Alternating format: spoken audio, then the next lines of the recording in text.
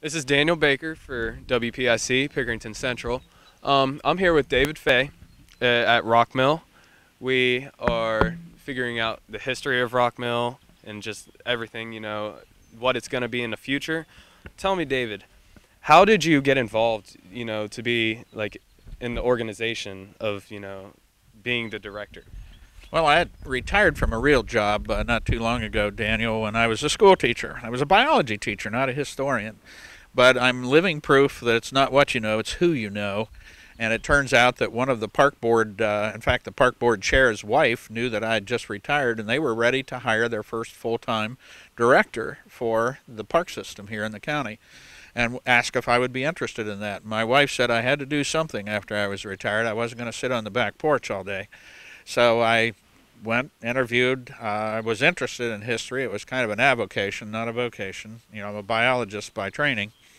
And I really got interested in it. And as I learned more and more about the parks and uniqueness of Fairfield County, because I'm an immigrant here too. I didn't grow up here, but I've adopted it as my county. I've been here 36 years. So I've loved the place. It's a great place to study about the important contributions that our ancestors have made, and I got the job because of that, I think, in my link to the county. So, as I said, I'm proof that you don't have to know anything, you just have to know the right people.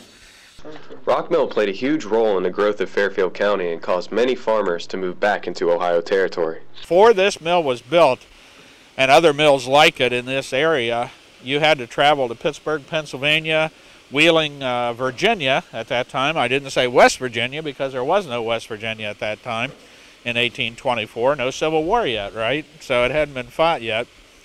So West Virginia hadn't seceded from Virginia. So you had to go to Wheeling, Virginia, or you had to go to Limestone, Kentucky, which meant you had to cross the Ohio River. And that was not the river that it is today. There were no dams on it, so it was almost akin to the Colorado River. It was a raging river at that time. So the odds of you getting from Fairfield County, Ohio territory, to one of those three places to get your grains milled, pretty slim. Not much of a chance you'd make it there and back safely. So you were going in the hole. You couldn't feed your family. So farmers were actually starting to migrate out of Fairfield County because of that. So when these mills were built, that changed everything. In fact, it's hard to imagine that a grist mill was responsible for the growth of a whole county. And in fact, we could even expand that into including other regions, because they came from Franklin, Delaware, Hocking, all the other counties surrounding here just to get their grains milled. These were important buildings. It's important we save things like that. We've got to do more than just save them as a plaque that reads, "Here once stood." We have to have something you can experience.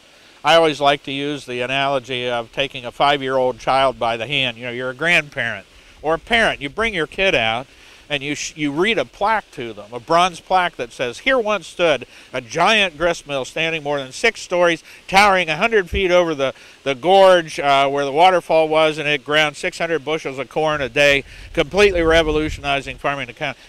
What's that going to mean to a 5-year-old?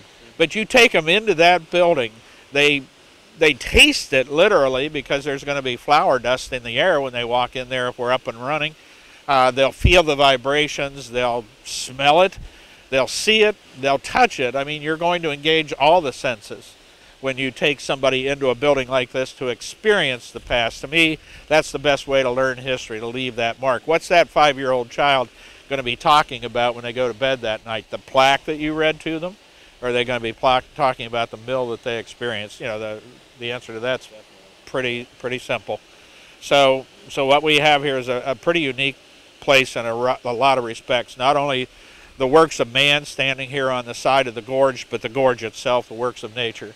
All right, David, can you tell us why this is a unique mill? Why, the mechanics of the wheel, like why and how it's going to be built and what it's going to be used for? Well, as we've already recognized, Daniel, this is a unique place. The mill itself is actually a 6-story structure. If we can tilt this just a little bit to the side so you can catch that view with the camera, you can see this section that comes down. The cliffs of Rockmill are actually here. The mill itself is sitting on 2 different cliffs. So these are in the front of those cliffs, 2 more floors. So if we count them all together, there are 6 stories in this mill. Thanks to a levee passed by Fairfield County residents, the mill is undergoing a massive renovation project. One of these restoration projects is the water wheel. This is what makes Rockmill unique, if not in the state, certainly in the state of Ohio. It'll be the largest of its kind because the diameter of this wheel is 26 feet. Made entirely of white oak, it weighs about 8 tons, turns about 8 revolutions per minute. When it's turning 8 revolutions per minute, it's generating maximum power. You can't turn them much faster than that because then the centrifugal forces begin to overcome the power that's being produced by the wheel itself. There's a shaft that's behind this. It's not in place here, but it would go up into the very bottom of the mill down here under this roof, where there would be other gearing that would transfer the power to each floor of the mill, because all the other machinery that's in the mill, whether it's conveyor belts or baggers or giant sifters that shake back and forth to sort of grade out the grindings that came up out of those stones, are all powered by that wheel. Most people think grist mills are just a wheel. They're much more than that. So all of this equipment would be powered by that same wheel. Of course, we're harnessing the power of the Hocking River that runs right through Fairfield County. It begins just 3 miles west of here, and that's what we're going to use. Green energy, certainly, as we were talking about earlier. This is a green manufacturing facility. Always use just the power of falling water. We don't alter the water. We don't poison it. We don't change it. We just let it fall over top of our wheel and turn it. So this September, I would invite everyone in Pickerington High School to come and see us September 8th or 9th. We'll be assembling this wheel that you see right here, and that will be a one-time only kind of thing. You're not likely to ever see in your whole life again a wheel of this size assembled on site. We hope to do it in 2 days. So we have a millwright, which are what the people were called who built things like this, these living buildings, so to speak. A millwright who would come here and supervise our local crew from a local construction company called Sean Holder, put this whole thing together in 2 days.